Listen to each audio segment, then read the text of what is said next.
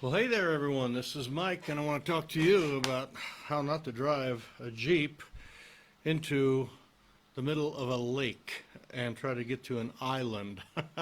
Yeah, I appreciate you being with us here today. I haven't been on Facebook Live for a little bit, so we changed some formatting, but good to have you here. For those who don't know, my name's Mike Holmes. I run the Reaching Young Families group here and the ReachKeep.com stuff. And I got a lesson that I learned long ago about getting stuck. And I work with a lot of churches, and it seems like getting stuck is kind of the word of the month.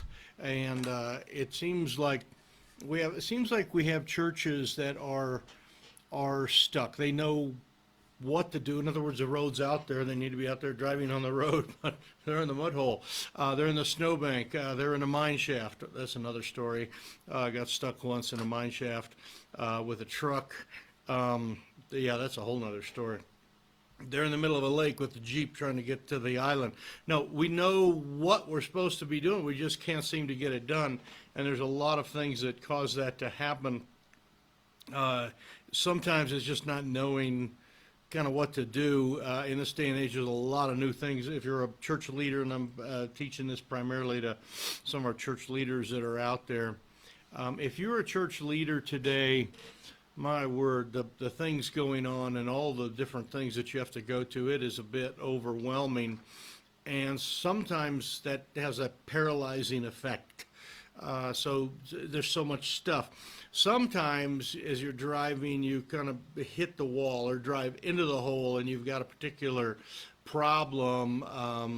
Not enough volunteers, not enough money, not enough time.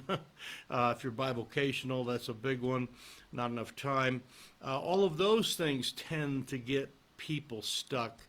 Sometimes pastors get stuck because they're just kind of in the analysis paralysis, we call it, just trying to figure out, do I go this way or that way or that way? Do I read this? Do I do this emphasis or that emphasis? And that's kind of hard. But that happens all the time. I talked to a pastor just yesterday who was in that kind of boat. He just had so many options, he just didn't know which one to take and where to go. And so there's a lot of different things that can happen and a lot of ways that we can get stuck. Now, my story here, sometimes getting stuck is just making kind of the wrong decision, just thinking it's going to be easier, and it turns out to be harder. I think that's applicable too with church work. There's a lot of times when we just go, hey, I'll speak and I'll teach and people will get saved and life will be good, and they'll give in the offering and they'll volunteer to help with things and they'll send their kids to the programs, and all of those kind of things are really, sometimes we think it's going to be easier and it's not. And that's what happened. When I was a kid, I was a high school senior, and my buddy of mine had an old CJ5, which is kind of state of the art back then. And we did a lot of hunting in it. We drove around, had a lot of fun in that Jeep, that's for sure. It didn't even have the back seats. I mean, it was just the two seats and the bar and the canvas around the sides. Just a great, and it was a purple color. Some of you might remember from the 70s, that kind of purplish color Jeep that they had back then, kind of a popular one. And so we had done some hunting. We'd been doing some things. We'd gone fishing. We did everything in this Jeep. So we went out to a lake that we had gone fishing at quite a few times. And we got out there, and something was unusual. We got close to the lake. It's like, where's the water? The water was really drained. And later on, we found out they were draining the lake to fix like the outlet on the dam. And where I grew up, there are no true lakes. I grew up in eastern Kansas. They're all reservoirs there. There's no real, like some of you from Wisconsin and Michigan, you got like real lakes, they've been there for thousands of years.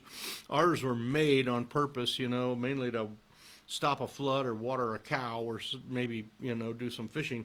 But for whatever reason, they made this lake, and I think they used it for irrigation and also used it for water for the local city. That was about 10 miles away. We drove out there and there's no water. I mean, it was just like, really run down. And there's this island in the middle of this lake. We'd always wanted to go out to the island, thought, hey, we'll take a boat and go out to the island, fish off the island and, all that. And we looked and it was like, it was kind of dry all the way out to the island. And the mud, it's just like that sediment stuff in the bottom of a lake, been there for, 50 years or whatever. We're like, hey, we can drive to the island, and so we were pretty excited about it. But what seemed to be dry dirt, and it even had some cracks in it, was not so. So we got like about 100 yards out, and the first little bit when we're kind of going down, felt pretty good. But as we started going, we're now like 100 yards from the shoreline. We got out there, things started going down, and I could tell he put his foot into the gas because it's like he could tell things weren't going well, and we, thought we would shoot through it, and all we did was just kind of go, and the back end just dropped in. We hadn't even put it in four-wheel drive. So we put it in four-wheel drive, and if you guys have ever been stuck, and some of you guys know what this is like, when you're really stuck bad and kind of high-centered and it's all that, we put it in four-wheel drive and to turn the front wheels, and it didn't go anywhere. It just went, it just flattened out. In other words, it just dug those down, and now we're just like bloop, totally flat in the mud. You step out and the mud's just the level with the doors type of a thing, and you could walk on it.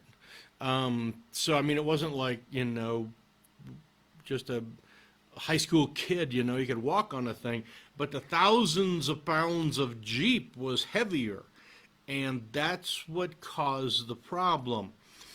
Not only was the mud deceiving, but the load was heavier. And the application here is just so good for church work. Many times we see something we think we can do. We can start a program. We can, canvass this kind of town. We can run this event or this VBS, and it appears to be good. And then when we get out there, not only is it not what it appears, but the load that we have is heavier than what we thought. And while we could walk on the dirt. I mean, it was almost even dusty, but it was only just crust, and then it just, down into the mud, into the sediment. Later, we found out the lake had been built like 50 years ago, and the sediment was probably 15 feet deep, and good thing it was as hard as it was, or the Jeep would have just like sunk all the way into the mud and never been recovered. It would have been a bad thing.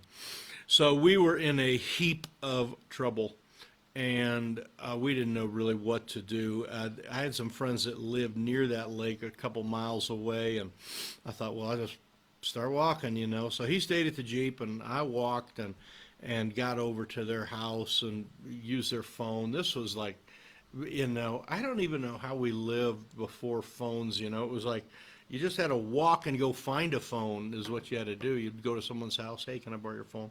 But I went to my friend's house and asked if we could borrow their phone, and I called a couple different people. Nobody could come. Finally, I got hold of a guy, and his dad had a giant, like a crane, a truck with a crane. And we didn't know that at the time. I just said, does your dad got something? He come pull us out? And he's like, yeah, let me see if I can talk him into doing something. He lived about 20 miles away the other direction. So I walked all the way back, and I got back there, and there was, my friend John had roped a couple of guys in to come and trying to pull them out, and they had big Ford Broncos with bigger, wider tires so they didn't sink as bad, and they had really long tow straps, so they stayed real far away, and we put two of them on there, and we were able to, they were bouncing all over the place, and finally we were able to get the thing up out of the mud, pull it out backwards, and get it going. And about the time we get up onto back on the hard ground, around the corner comes my friend that I had called for help, and his dad brought this crane. I'm telling you, he could have like sat on the road, extended the boom out like 100 feet and, picked us up and dangled us and dropped us back on the road. I almost like wanted to drive the Jeep back into the mud so he could do that, because his dad didn't look real happy that he had just driven 20 miles with this gas guzzling gigantic crane to pull us out. But nonetheless, we got out, and it turned out to be kind of a good day. It was good because we were out. I felt bad because the dad had driven the thing so far and all that. But it was good to be back on the road and moving again. And I think that is the lesson here that I have. And if you're a church worker, there are many times we get into things in church work, Sunday school classes, training, workers, social media stuff, just dealing with all the people in your church and the things that are going on and the emotional shallowness that seems to exist in our communities today, across the nation, the meism that just kind of puts everything so selfish. And church work is heavy. I mean, it's a great delight, and I don't want to paint this too gloomy, because serving the Lord is great. I planted a church. It was the best 13 years of my life. It was just absolutely awesome. We had a wonderful time. Recently turned it over to a younger guy who's doing a great job, but it was wonderful. But in the wonderfulness, and maybe in the midst of your wonderfulness, you also feel like you're like bogged down, that you're stuck and you're not really moving. Jeeps, as much as they are good for off-roading and all that, they are meant to be moving forward. In other words, everybody's got a stuck story. Everybody's got a Jeep stuck story, okay? But the stuckness is not what we were designed. It's not what a vehicle was designed for. It's certainly not what a Jeep was designed for. And it is not what a servant of the Lord, a pastor in a local church, is designed for, to be stuck and not moving forward. And we here at ReachKeep.com have been busting our tails here lately on our new and revised Reaching Young Families online training course and our ReachKeep Academy, which becomes available very soon. And it helps churches get out of their stuckness, okay? And that's really what we're all about, get you moving. Now, we're not promise, again, we don't promise, scads of attendance, big attendance and victory. Yeah, it's all going to be roses. But I tell you what, if you get involved and in our academy, I'll explain some of the details of it in a moment, you won't be where you were. That's kind of the bottom line. We will help you move forward, and we guarantee that, and that's even a money back guarantee. In other words, if you're not satisfied with what we do, it is not something that we're going to argue about. We're just going to give you your money back. It's a monthly membership, and we deal with you monthly. We found that if we just hand something, if like someone hands you a book, I got a bunch of books here, you hand your book, here, do this. That's like, that's a lot of stuff in a book. I mean, and a lot of details. What I need is someone to help me. We needed someone. I didn't need a book on how to get unstuck. I needed someone to help me get unstuck, okay? I needed someone with a tow rope. I needed someone to pull and exert effort alongside to get out. And that's how it is when you get stuck. You need someone pulling and tugging to get you back up on the pavement and moving again where you're supposed to be. And that is really what we're involved in. That's what we specialize in, is helping you get going. The Academy is a monthly membership, and what we do in the Academy is that we feed you information, and a lot of it is video stuff, just exactly like what you're looking at.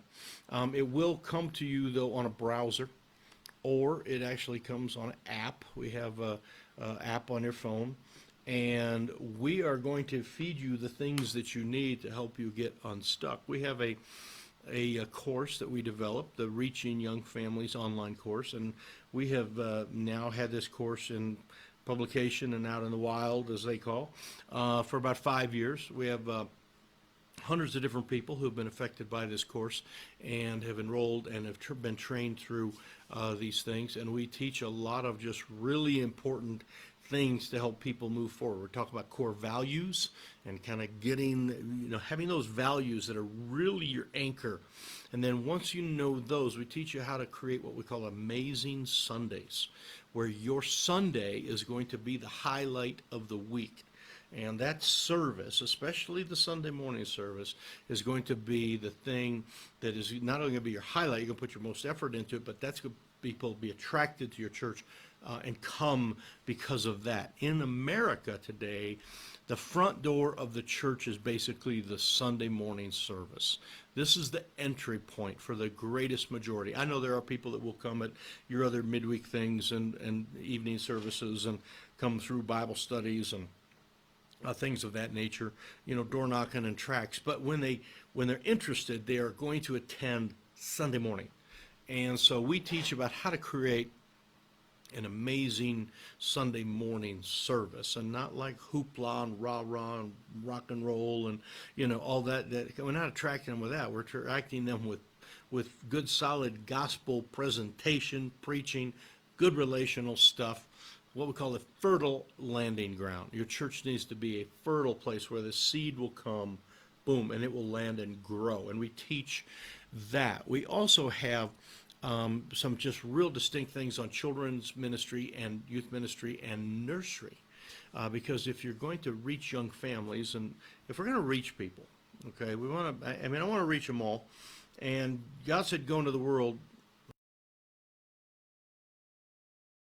Bottom line is, you can only preach just certain little segments. In other words, you can't reach the whole world. Okay, that sounds terrible. But if you know what I mean, you're in a location. You've already chosen a spot. So you're going to reach your town, your subdivision, your community, your ethnic group that you're working with. That's going to be kind of your specialty. Okay. And that's where you need to stay and focus. That's where God's put you. So that's where we want you to flourish, right there. And we want you to reach that group there. And in that particular group then, as you kind of subset that out, there are people, obviously we would witness to the senior citizens, we witness to the high school kids, we witness to, single moms, we witness to everybody. You do that, but you also have a programmatic focus of where, like if you're going to go hand out gospel tracts, for example, you're going to go to a neighborhood. Okay, you're going to go to a street. You're going to go to an apartment building. You're, all of those. That's what I mean by a programmatic focus. You're going to go someplace. Okay, the someplace. Okay, besides the geographic, which we'll let you kind of pick because we don't know your community.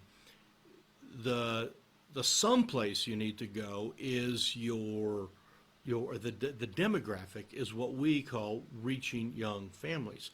Everything else being equal, let's work with young families. They're going to be around longer. They have children. Most of us worked with children. We know kind of how to do that. There are great needs. And besides this, here is something that's interesting. There are a lot of statistics out there, and you can go to Barna Research and Pew Research and some of that. The group of people that is not running from God as fast as the rest of the world seems to be running from God, the teenagers running and older people running, all that. The group that is coming back, or at least, not running away as fast, is the parents of elementary age kids. That group, those that have young children, are the ones that are being attracted to church. And the reason is because they have a house full of relational problems. They have a little 5-year-old girl thinks she's 18. They got a 7-year-old boy that thinks he's going to run everything. They got middle schoolers that are the smartest people in the world, and these parents don't know what to do. And we have the answer for them. We have the Bible, we have salvation, we have the Word of God to teach them how to live. Book of Proverbs. We have all this stuff. And so your youth and nursery ministry is super, super important. So we teach about that. We talk about social media stuff, how to do exactly this, social media stuff. We also teach how to create what we call ministry teams. And, so you are working together with a group of people, cohesive unit, moving forward, getting things done. And that's a very, very important thing in our day and age, is to actually have teams that are doing things and not just a group of people doing something at the same moment. That happens all the time. And then we also have what we call Blueprint, And it's sort of this idea of how to help you kind of just start putting it together. We have what we also call kind of this idea of steps to help you kind of know where you're going. We have some really concrete things that we'll be sending you, and some of this comes onto your phone through video. You'll get an email reminding you, hey, there's something on the course, and you can do it on your browser, on your laptop if you want, or your regular desktop computer, or you can do it all on your phone. Doesn't matter. You'll also get emails that will do that. In addition to all that training with the Reaching Young Family course that you're going to get, and we kind of drip that out to you. We don't overload you. This is something we have learned, is that you just can't dump too much stuff on somebody. We're going to pace you. We're going to meet with you and talk with you on Zoom. We're going to get to know you one-on-one, and then we're going to pace this stuff out to you and give it to you as you need it slowly. We also are going to be giving you some emails that are becoming. They're going to be covering like when the Zoom call is going to be, when we're going to talk, and what your next little thing is coming up. Those are going to be in your email.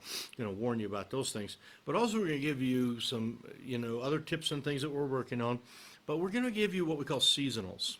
And this is like as the Christmas season approaches, or Easter season approaches, or summer, we're going to help you figure out how to run that season the right way. And you'll get all this stuff, 6-8 weeks ahead of time.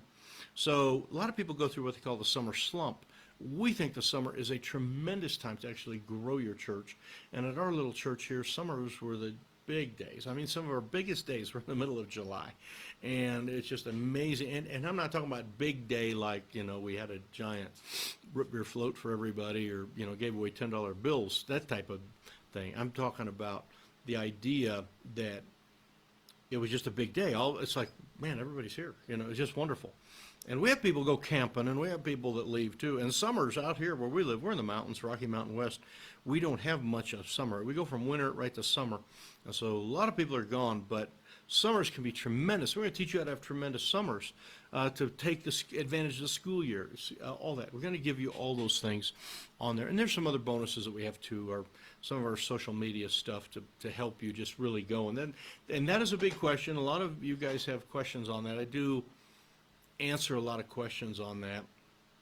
And we do a special thing that we charge for called a digital assessment, where we assess your Google page, your Facebook page, your website, go through all your email strategies and help you with that.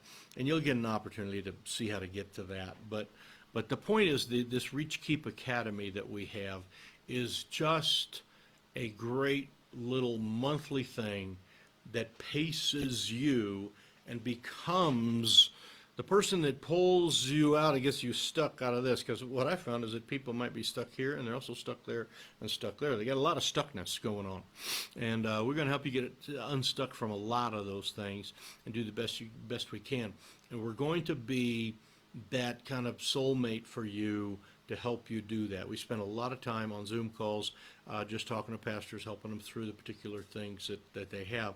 And as part of the ReachKeep Academy, we have a monthly Zoom call where you can submit your questions. We can talk about them face-to-face and go through some of those things and answer and do the best we can to answer and give you tips and tell you what someone else is doing 4 states over, here or there, whatever. Give you some principles that are universal, that work everywhere. We were talking the other day with a pastor, and he's like, well, some things don't work in certain areas. And I said, well, some things work everywhere. Okay. Some things absolutely work everywhere. For example, if you are going to raise children effectively, there needs to be involved parents, period. Okay? The guardian, whatever. I mean, they may not be their biologicals in this day and age, but there needs to be an involved, guardian or parent there. And we do a ton of stuff on showing you how to not just reach children, but reach young families and do stuff with the parents, do stuff with the kids, interaction, sermon engagement, all of that. A lot of that is what we teach and train, and this is all proven stuff. It's things that we have done, and you can be assured that we're not just making it up as we go along. We have done all of these things, and we get to be, in fact, we kind of get to be the idea people for you, help you with the ideas, because you're like, I just need to figure out a way to do this. It's like, well, let me give you 5 different ways we've seen it done, and we talk about those things. So the ReachKeep Academy is going to be opening up real soon. If you want to get involved, we have a wait list. I'm not sure if the thing is showing here on Facebook Live or not. I will put it in the notes afterwards, but it's just if you go to reachkeep.com/wait, WAIT, reachkeep.com/wait. That will get you on the wait list.